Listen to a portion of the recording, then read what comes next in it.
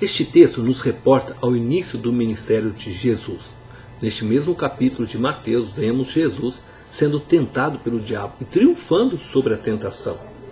E ouvindo Jesus que João havia sido preso, ele dá início ao seu ministério, indo para a região da Galiléia, cumprindo assim a palavra profética de Isaías, trazendo luz e salvação para a pequena Galiléia. Jesus passa então a pregar e a dizer: arrependei-vos, porque está próximo o reino dos céus. E caminhando junto ao mar da Galiléia, Jesus viu 2 irmãos e os chamou para segui-lo.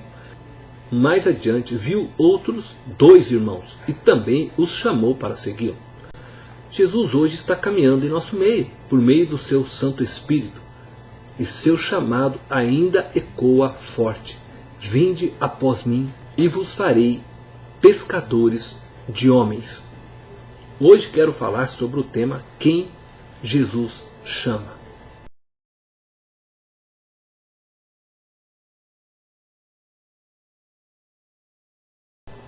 Jesus chama homens trabalhadores.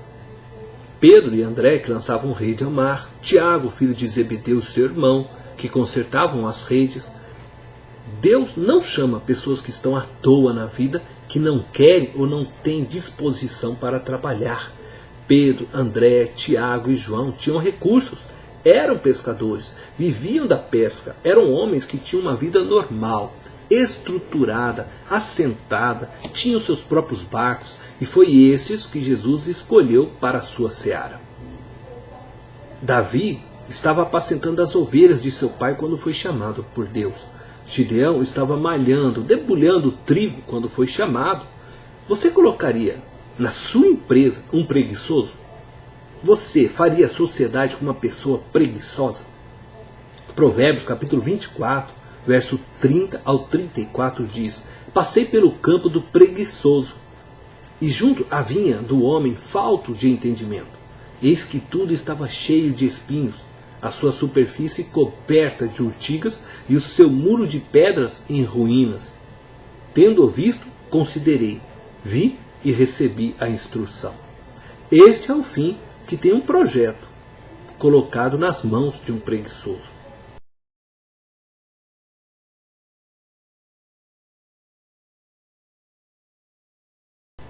Jesus está chamando homens simples. Jesus chamou pescadores. Pedro, André, Tiago e João não eram homens estudados como os escribas, os fariseus. Eles eram homens do povo.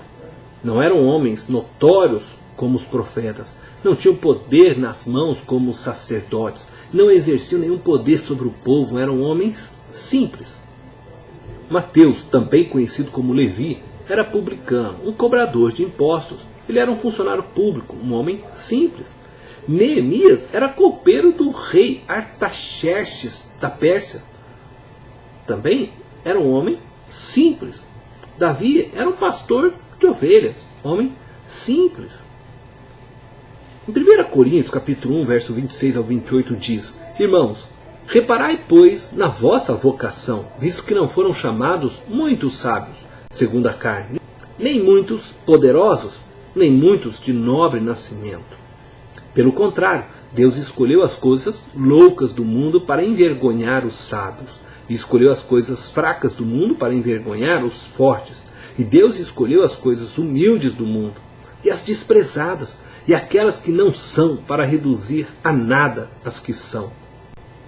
Não foram chamados muitos sábios. Isso significa que Deus chama também sábios. Embora não muitos, mas os chama.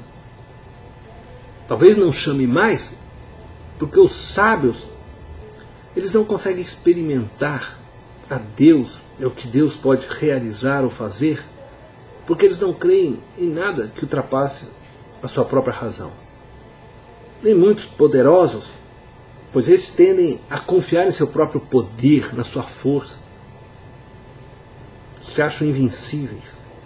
Nem muitos de nobre nascimento, pois estes confiam na influência que possui dentro da sociedade, no valor do seu nome, na riqueza adquirida por sua família. Confiam na herança, na linhagem que receberam. Mas o texto não diz que não são chamados. Não são chamados muitos, eu volto a enfatizar. Por que estou dizendo isso? Porque você pode ter homens sábios, homens poderosos e homens nobres de nascimento, mas ao mesmo tempo simples. E a simplicidade, ela não está na ausência do dinheiro. A simplicidade não está na ausência do poder. A simplicidade não está na ausência da sabedoria ou de uma linhagem. A simplicidade está no estilo de vida escolhido. Jesus, ele escolhe pessoas que possam confiar nele, que compreendem que ele é o tudo, para que aquilo que Cristo realizar por meio delas, o Pai seja glorificado.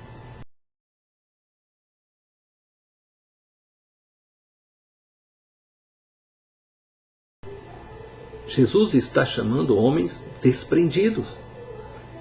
Diz o texto que eles, ao serem chamados por Jesus, deixaram imediatamente as redes e o seguiram. No mesmo instante, deixaram os barcos, deixaram seus pais e o seguiram. A resposta de Pedro, André, Tiago e João é imediata. No mesmo instante, eles largaram o que estavam fazendo e deram prioridade à palavra de Jesus, ao chamado de Jesus.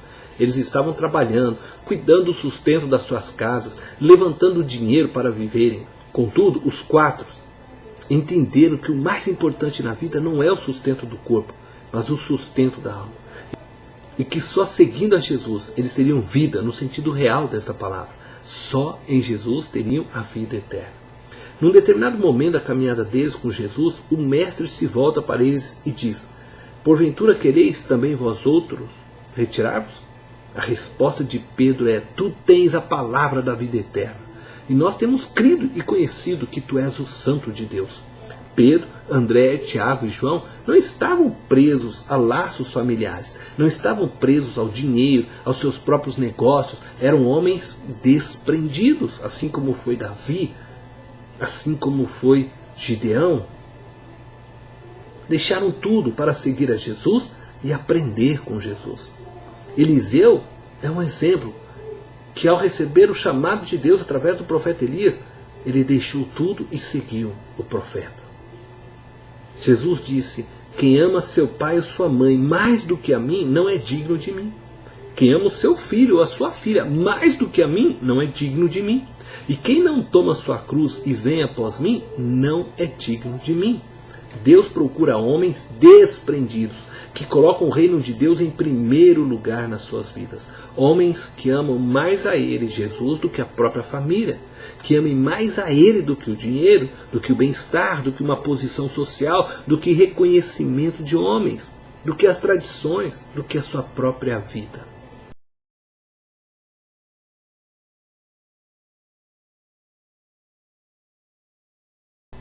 Jesus está chamando homens e mulheres que estão dispostos a trabalhar e pôr a mão no arado e não olhar para trás. Jesus está chamando homens e mulheres simples, humildes, que o reconheça como o único Senhor de suas vidas, e da igreja que busquem nele a sabedoria e os recursos que necessitam para a expansão do reino dele. Jesus está chamando homens e mulheres desprendidos, que o amem acima de todas as coisas. Que ele, Jesus, seja o primeiro na sua vida. Deus te abençoe.